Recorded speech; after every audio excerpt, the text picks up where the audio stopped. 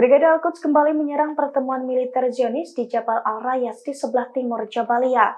Akibat serangan tersebut, sejumlah peralatan militer Zionis terkoyak. Bekas darah tentara IDF juga tampak berceceran. Video detik-detik Brigade Al-Quds menargetkan pertemuan militer Zionis di Jabalia itu diunggah dalam media sosial X News pada Rabu 24 Januari. Dalam video tampak sejumlah pejuang Brigade Al-Quds memantau dua tank Zionis dan sebuah gedung yang digunakan untuk pertemuan militer Zionis.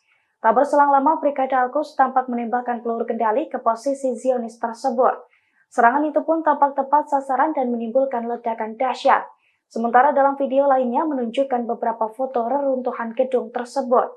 Video tersebut juga menunjukkan sejumlah peralatan militer Zionis yang terkoyak akibat serangan Brigade Al-Quds. Bekas darah dari tentara Zionis pun tampak tercecer di sisa-sisa barang IDF. Download Tribun X sekarang, menghadirkan lokal menjadi Indonesia.